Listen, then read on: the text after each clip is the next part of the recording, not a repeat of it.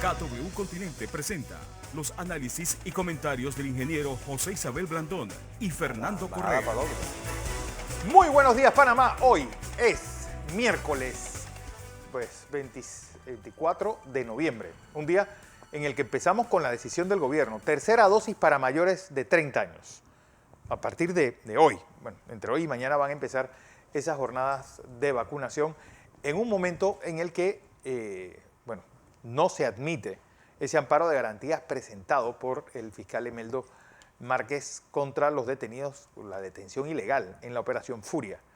Pues otro nuevo revés en un momento en el que el Ministerio Público, en palabras del procurador, anuncia una investigación objetiva e imparcial en la denuncia presentada por Lucy Molinar y en todo lo que tiene que ver con ese bombazo dado por Euro 14 sobre cómo se armaron casos en el gobierno pasado.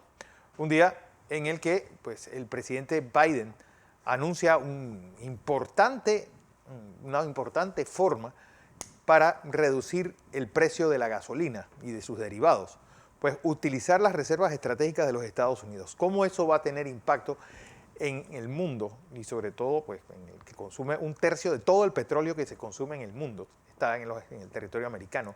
Un día también en el que la FARC anuncia el presidente Biden que está a punto de salir a grupos como reconocido como grupo terrorista a 5 años de la firma del proceso de paz en Colombia. 0, 4, 7 y 3. Decenas sugeridas para hoy por KW Continente y don Monchi Díaz. Don José. Buenos días, Fernando. Buenos días. Buenos días a toda nuestra audiencia que nos sigue en KW Continente Radio y en Canal 21 Next TV. Nosotros les informamos, usted decide. Fernando, en el mundo internacional, voy a dar unas noticias primero mientras usted toma el café, porque oímos tantas cosas. Tanto. Y a veces necesitamos como una luz en el túnel, ¿no? Bien, le doy la última cifra de IMAE, el índice mensual de actividad económica para septiembre comparado con septiembre de 2020. El crecimiento fue de 18,02%. El de septiembre del 21 comparado con septiembre del 22, según informa el Instituto de Estadística de la Contraloría General de la República, pero lo más importante, el acumulado de crecimiento del índice mensual de actividad económica a septiembre terminado es de 14,94.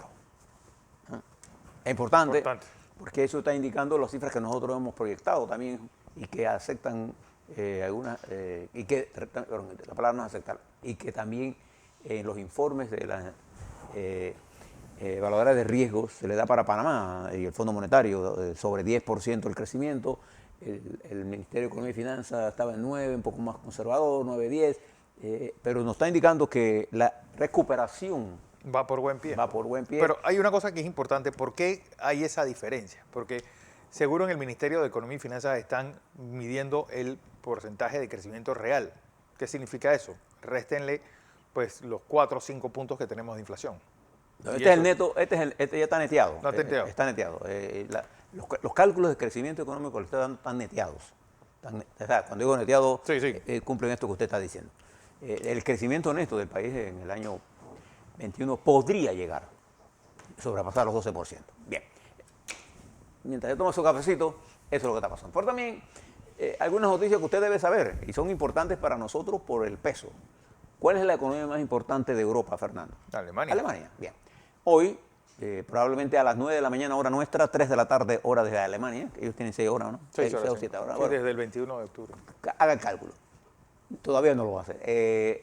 El presidente del Partido Socialdemócrata, Olaf Scholz, hará anuncio del acuerdo en que han llegado los 3 partidos, la llamada coalición semáforo, roja, verde y amarilla.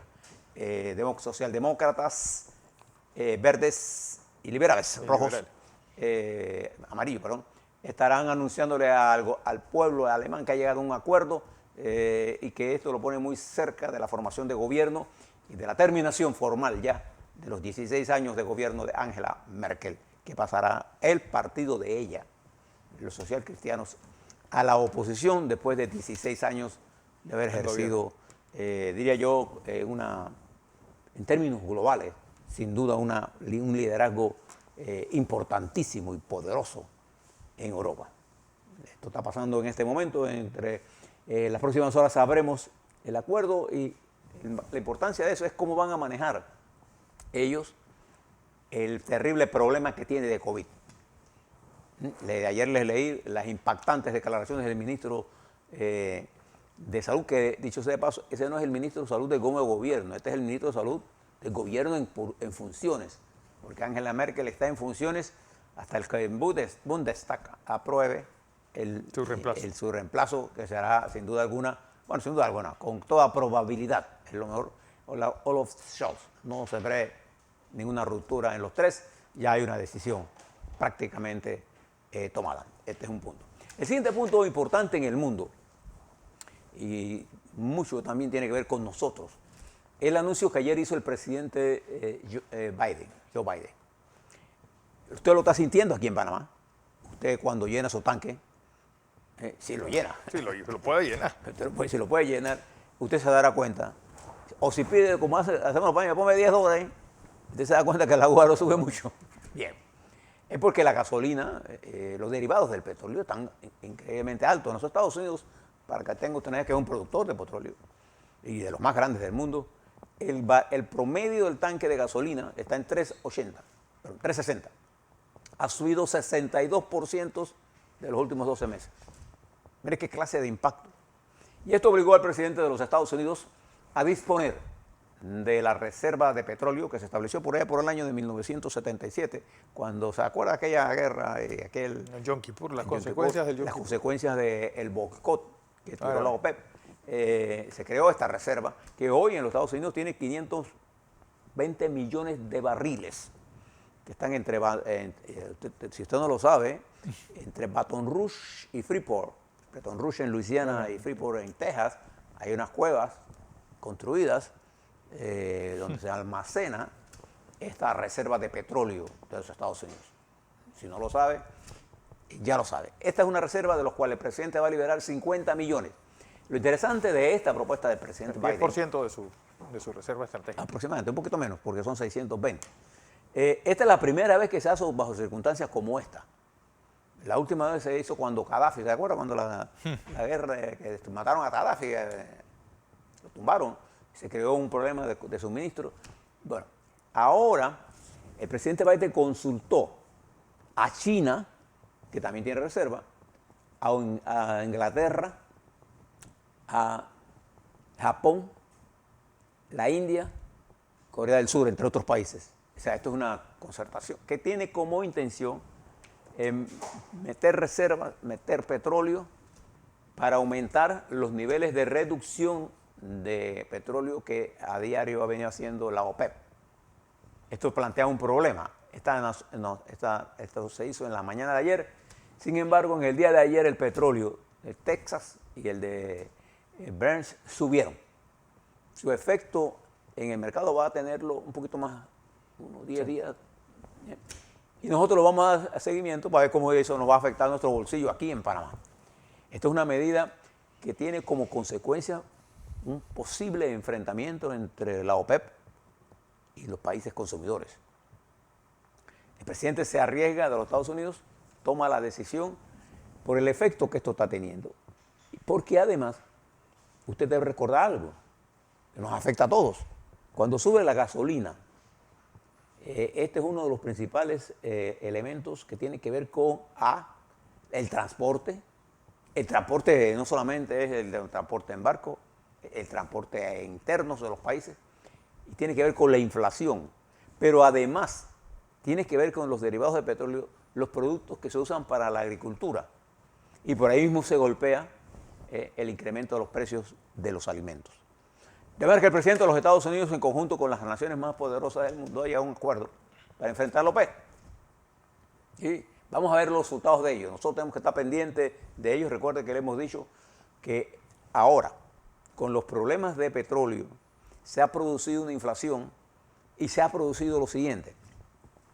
En países que son fábricas de producción como China, la República Popular China y la India, el costo de la energía eléctrica ha llegado a tal nivel que sobrepasa la rentabilidad de las empresas eléctricas y como consecuencia se han producido apagones programados porque las empresas no resisten. Y China ha tenido que bajar la producción y esto ha tenido efecto en su caída del Producto Interno Bruto. Y hay todavía graves problemas en la cadena de suministro. Uno de los grandes problemas que hay ahora, yo no sé si usted lo sabe, pero antes del 1 de noviembre, usted podía hacerle la palabra tracking, ¿cómo se traduce? Sí. No es que soy bilingüe, es que uno está acostumbrado a leer, sí. Se usa en inglés. El rastreo se llama. El rastreo, el tracking, el rastreo de los barcos de China, los barcos que salen de China, de cualquiera sean los puertos que salgan, a lo largo de su ruta, hasta el 1 de noviembre, usted lo podía seguir. Y decir, el barco A que trae contenedores, póngase de baterías para nosotros o de juguetes. El barco X pasó por Singapur, está en el medio del Atlántico, le faltan 3 días para llegar. Antes usted hacía ese rastreo. Ahora, a partir de la ley que estableció la República Popular China, a partir del 1 de noviembre, esto es información confidencial. Wow. Entonces se hace muy difícil para los proveedores que tienen a China conocer por dónde vienen los barcos, porque la flota de comercio china, que es gigantesca, ha desaparecido, literalmente, del radar de que uno pueda darle el rastreo correspondiente y poder programar. Esto es un nivel de incertidumbre que va a afectar los precios. Entonces nosotros tenemos que estar pendientes de todas estas cosas porque tenemos que gastar con prudencia. No es que no tienen que gastar, no. Sepan que va a hacer sus cosas importantes. Hay problemas con el suministro de piezas de repuestos para los autos. Yo no sé si usted lo ha visto, Fernando. Muy serios. Hay problemas con el suministro de medicinas, incluso genéricas. Y más que nada, en algunos casos, es por los problemas que hay de esta cadena de suministro. Y hay un encarecimiento de las mismas, porque los contenedores, ahora yo le contaba en estos días, Fernando, a nuestra audiencia, cómo se han incrementado los costos de transporte, hasta en un 500%. Entonces, esto es lo que intenta presentar el presidente Biden, primero para bajar el costo del petróleo, hacer que los derivados sean más baratos en los Estados Unidos. Recuerde que los Estados Unidos, este jueves, ¿no? Mañana es Día de Acción de Gracias. Día de Acción de Gracias. Es el día en que más, este fin de semana, en que más movimiento hay en los Estados Unidos, incluyendo la Navidad y Año Nuevo. Y el viernes el Black Friday. Así que los Estados Unidos enfrenta este problema. Y nosotros también.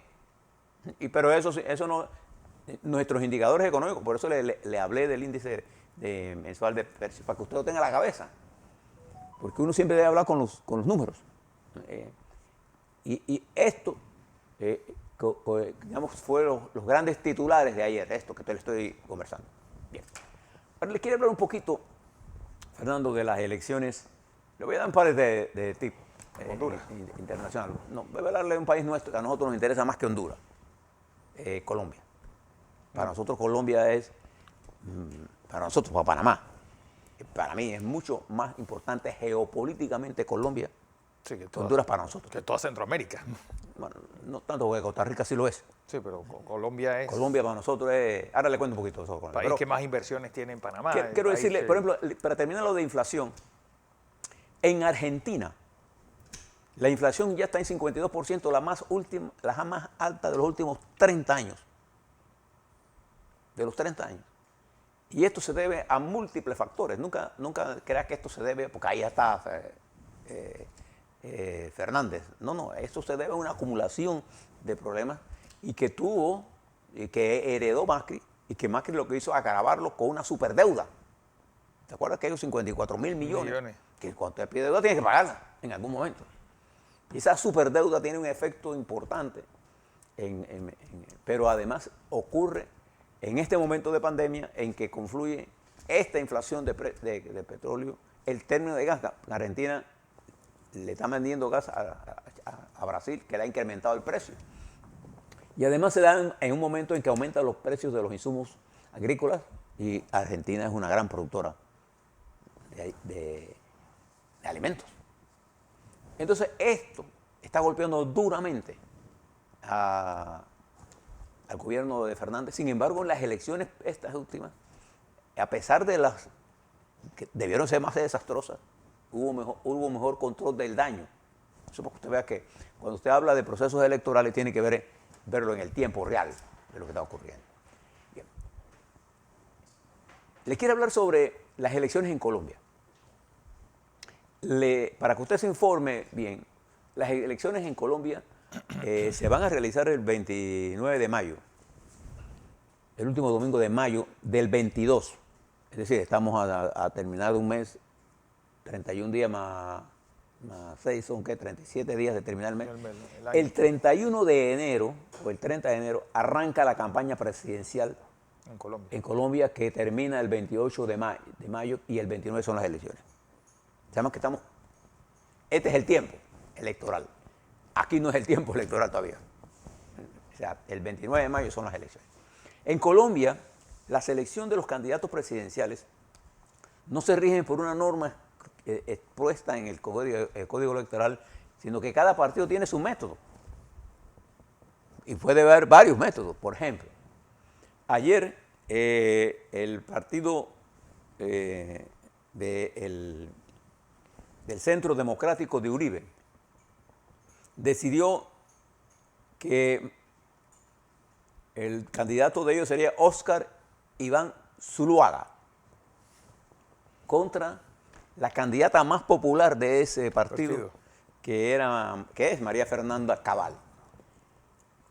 ¿Quién es este señor Zuluaga? Este señor Zuluaga... Bueno, fue el que perdió con Duque. Perdió con Santos. Perdió con Duque, no, perdió con Santos. No, perdió con Duque la primaria pasada. Él fue ministro de Hacienda de Uribe, es un uribista. Sí, un uribista. Bueno, María Fernanda Cabal también. Sí, pero María Fernanda es más popular en las bases. Sí. Porque ¿cuál fue el método que utilizó el uribismo, el partido? Hicieron dos encuestas por dos compañías. Una de ellas, Janhans, y la otra, el Centro Nacional de Consultoría, para 4.200 encuestados, y de esos encuestados dijeron que el hombre era Zuluaga. Y no demostraron ninguna cifra. Y el Uribe anunció que era Zuluaga, bueno, y ese es el candidato. El delfín. El delfín. El delfín de Uribe. Pero ¿qué está ocurriendo en ese hermano país? La ley de Bogotá, de la que Uribe forma parte, el presidente Uribe fue, por más de 20 años, Fernando, la locomotora que movió la derecha colombiana. Mire la expresión que usó, es la locomotora, él era el... De a él han salido todos los gobiernos colombianos de este siglo. Sí, sí. Es decir, con él empezaron y no han terminado todavía con Duque. Y porque Santos fue parte de su gabinete. Fue parte de su gabinete. Y Iván Duque es su... Pero hoy Uribe es un vagón de la locomotora política de Colombia. Le doy las cifras. Los últimos encuestas que se han hecho sobre la popularidad de Iván Duque, que es uribista, por supuesto por Uribe, están en una... el presidente está en 76% de desaprobación. Wow. Y Uribe tiene el más bajo de la historia, 72% de desaprobación política. Esto significa que la medición, que Zuluaga ya no lleva la locomotora, que era Uribe, sino lleva el vagón. Un lastre en vez de... Es un lastre, esa es la palabra. A esa conclusión debería... le implica esto. ¿Por qué?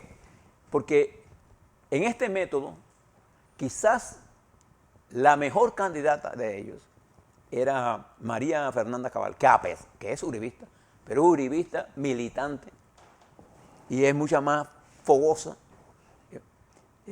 y tiene mayor capacidad de comunicación con el pueblo. Zuluaga perdió con Santos, él ganó la primera vuelta. Acuérdate que en Colombia, si usted no llega al 50% más uno, hay segunda vuelta. Y él ganó la primera vuelta y perdió la segunda con Santos casi por menos de 0,5% de votos. Fue muy peleada.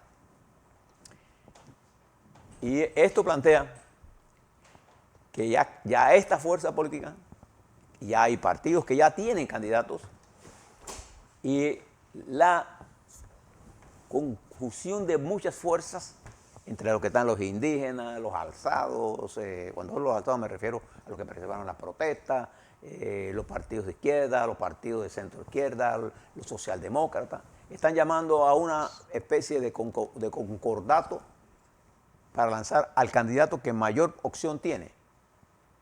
Que hasta ahora es Gustavo Petro. Que hasta ahora es Gustavo Petro. Y esto establece una nueva ecuación en Colombia, muy parecida a la ecuación que tenemos en Chile en este momento en desarrollo. Y ese está cerquita de nosotros. Pero lo interesante es el Partido Liberal y Conservador desaparecido. Desaparecido. Y observe qué pasó en Chile. Sí. El Partido Social Cristiano, la Cristiana Cristiana, y el Partido Socialista Chileno desaparecido. Solo tuvieron fuerza en el Congreso. Entonces este es el problema de las élites. Cómo las élites de cualquiera, porque cuando hablo de élite no me refiero nada más a la élite de derecha, la élite de izquierda, que tampoco hace lecturas correctas de lo que está ocurriendo. Entonces su lenguaje es un lenguaje excluyente. No están dando la lectura de que lo que la gente está pidiendo, y sobre todo la juventud y las mujeres, es participación. Y le vamos a dar un rastreo a este proceso electoral colombiano, porque él está en estos 6 meses, estos son 6 meses, nosotros queremos adelantar las elecciones nosotros aquí.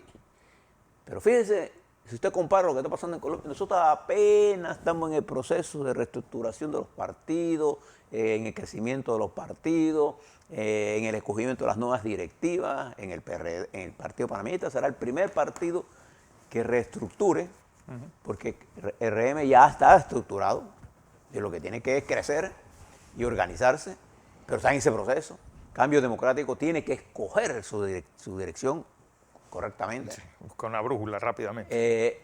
El partido PRD está en su proceso. Nosotros estamos apenas gateando en el proceso electoral y no estamos en el proceso electoral. Pero algo que va a tener mucha implicación, sobre todo por el maltrato que Panamá ha recibido por parte de Colombia, sobre todo los 8 años de Juan Manuel Santos. Fue injusto. Sí.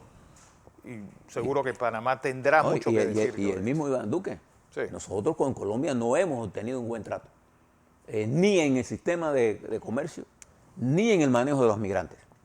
En ningún tipo. Nosotros tenemos que entender lo que está ocurriendo, porque nosotros los vemos 24/7 con ellos, y ellos no han sido consecuentes con Panamá en ninguno de los temas. Y nosotros siempre hemos sido consecuentes con Colombia. Incluso nosotros a Colombia le dimos en los tratados Torrijos-Carter paso expedito a sus barcos de guerra aquí, en este país nuestro. Bien, esta situación de Colombia está en este proceso y está en desarrollo. Y de allá se ha montado una guerra. Y yo lo que quiero decirle con esto es que ojalá los panameños no nos copiemos de esos tipos de guerra, que son destructivas. Porque usted ve los Twitter de Panamá, van en el camino de la autodestrucción de la gente. No es matarte nada más físicamente, que es más fácil y ya te acabas, sino matarte la personalidad. Esto tiene que ver mucho con el lawfare. Y en Colombia hay lawfare también. Claro. Entonces le presento este panorama, porque únale ahora el panorama de Honduras, que va a elección este domingo. Y ahí debería ganar la oposición, de acuerdo a todos los números que tenemos. Pero en Honduras gana el que cuenta. Y el nivel de violencia que hay en Honduras y el nivel de violencia que hay en Colombia es extraordinariamente alto. Entonces nosotros tenemos que cuidarnos, A, de esa violencia, y B, de esa volumen de fuego de tratar de destruir a la gente sin importar las consecuencias al sistema. Y después nos quejamos, que estamos de que el sistema no es operativo. Exacto.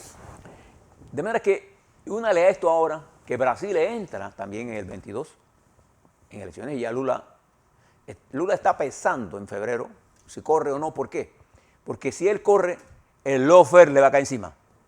Escúcheme, y él está pensando qué debe hacer. Hoy, si hubiese elecciones, Lula le gana al que sea, abiertamente. En ese marco y de esa situación global, en la pandemia, que se ha hecho duro, se calcula que más de 600.000 a 700.000 personas van a morir en los próximos meses. Es decir, en van Europa. a doblar. Bueno, en Europa, solo en Europa. La situación es crítica en Alemania, en Austria, en Portugal, en Bulgaria, en el Reino Unido, ¿no? Y es por eso que usted debe tomar muy en serio las advertencias que están haciendo las autoridades nacionales y vacunarse. A la vuelta, le quiero hablar sobre COVID, ¿dónde estamos? ¿Cuáles son nuestros números? ¿Cómo estamos en el proceso de vacunación? Esto del IMEI, ¿qué significa desde el punto de vista de la recuperación? El Ministerio Público ¿debe o no debe investigar las denuncias que ayer presentó formalmente la exministra Luz Moner? Bueno, yo creo que ya el Ministerio Público lo decidió, pero le voy a analizar por qué sí lo debe investigar. Porque nosotros tenemos que cortar de raíz esta campaña que impiden que la gente buena, la gente con capacidad, le salga huyendo a trabajar en el gobierno, en ser funcionario público, por todas estas persecuciones que se montan y por estos casos que se montaron. A la vuelta a eso y más para usted.